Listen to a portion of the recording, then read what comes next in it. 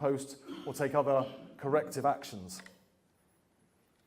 To increase transparency, we will ensure there is independent monitoring of every single sewage outlet, including emergency overflows, which are currently not fully monitored. We will require water companies to install real-time monitors so the public and regulators have full transparency on where sewage spills are happening within an hour of them happening. Companies will publish this data in a clear and accessible format, which will be independently scrutinised by the regulators and used as evidence in their investigations.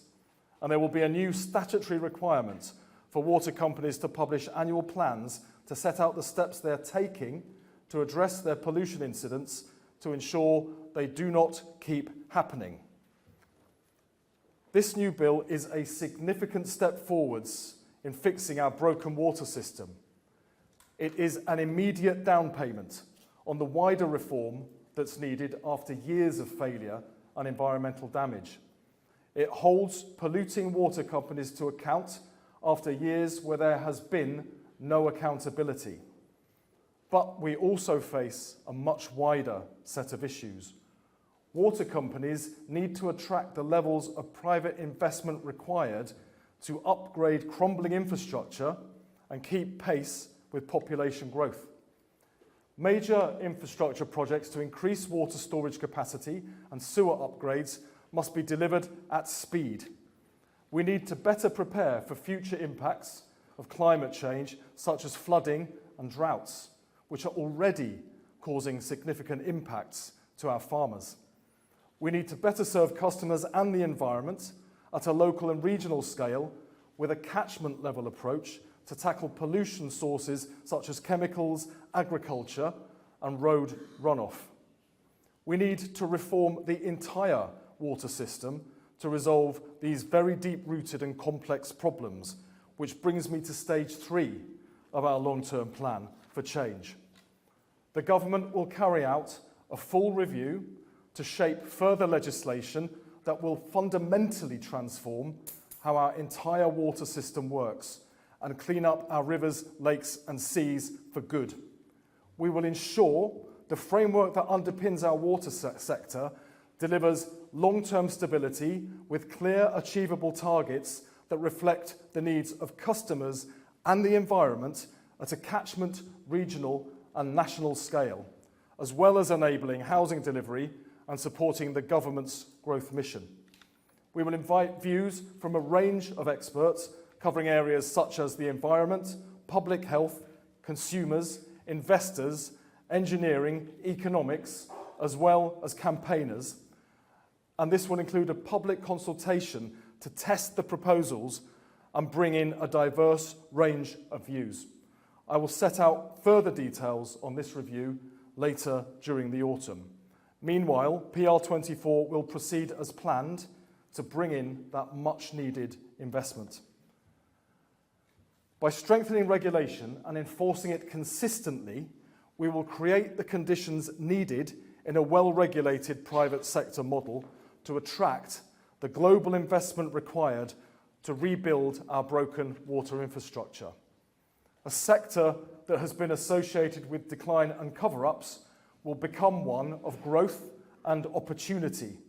It will unlock the biggest ever investment in our water sector and the second biggest private sector investment into any part of the economy for the entirety of this Parliament.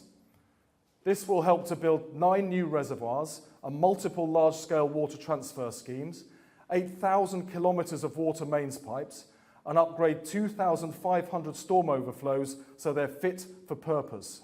It will clean up our rivers, boost economic growth around the country by creating tens of thousands of jobs, and increase the resilience of our water supply that underpins every single home and every single business in the UK. This is the change that the country voted for. Greater investment to restore pride in our countryside, to ensure our landscapes remain places of beauty, attracting millions of visitors every year to support our rural economies, to provide opportunities for sports and recreation in clean waters, whether it's rowing on the Thames, going for a morning dip at the local bathing spot, or fishing in a chalk stream. It will protect wildlife and biodiversity-rich water habitats that in turn can help us tackle the ever-growing impacts of climate change. This is my approach because it is the most effective way to clean up our water. Nationalisation, which some have advocated, would cost billions of pounds and take years to unpick the current ownership model, leaving sewage pollution in the meantime to get worse and halt the much-needed investment. I am more interested in a model that works. The people represented in this room have the skills, ingenuity and determination to turn the sector around. The stronger regulation introduced this week sets the foundations for the investment we need and will ensure we deliver a better service for customers and for the environment. To generate sustained long-term change, we must also recognise the need to restore nature. This includes increasing tree planting and protecting habitats that store water, such as peatlands and wetlands, which act as a natural barrier to flooding and reduce storm surges.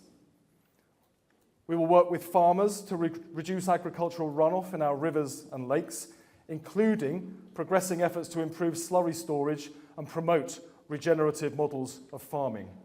We will pioneer solutions through agri-tech, such as using satellite data and AI to apply fertilisers more precisely, and in precision breeding, such as higher yielding crops that could reduce the need for fertilisers that run into our rivers.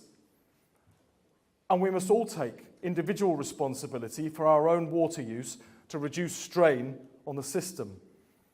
Data obtained by Water UK showed that every person in the UK uses an average of 152 litres of water a day, and 94% of us underestimate how much we use. We have a target to reduce the amount of water used per person by 20% by 2038, and we will help consumers make more efficient water choices to achieve this, including working towards a mandatory water efficiency label for products, and working with regulators and industry on the rollout of smart meters to enable faster leak detection and repairs. There's a memorial on the Victoria Embankment that commemorates Sir Joseph Bazalgette. It praises the man who put the Thames in chains, but this does not reflect what he did. Bazalgette freed the river so it could be used once more by the Londoners and the wildlife who relied on it. As we face a renewed crisis in our waterways today, we too need to free our rivers, lakes and seas from the pollution that is killing them. Our waterways should be a focus of national and local pride, but they've been left filthy by years of pollution and underinvestment, for which there has not been enough accountability. This government will reform the sector so we can invest in our waterways, boost economic growth and clean up our polluted rivers. This is a government of service focused on improving people's lives. I'm offering the water sector a reset and a new partnership to help us achieve that together. There's a lot of work to be done, and it won't be done overnight. My immediate focus is to make sure from now on that customers and the environment all can attract the investment that's needed. Looking further ahead, our review will deliver a radical, long-term approach to reform the water sector and ensure we can sustain our communities and the environment in the decades to come. I want to thank everyone who's campaigned to bring this issue to the fore, and to those who work daily to protect our natural environment, the charities, the environmental NGOs, the national parks, DEFRA's own arm's-length bodies, and those who work in the water sector because they care about improving it. While I'm clear there's work to be done, I want to thank the water companies for working with me and signing up to my initial package of reforms. I know, with the right approach, we will deliver the change this country wants to see. Some of my fondest memories as a child are camping under the stars at Scout Camp, rock pooling down in Cornwall, and paddling in the sea. This is our opportunity to make sure our children and their children have the chance to create those same wonderful memories, to splash about in our lakes, row on our rivers, or spot a kingfisher on a summer's day. This is our opportunity to clean up our water once and for all. Let's seize that opportunity together. Thank you.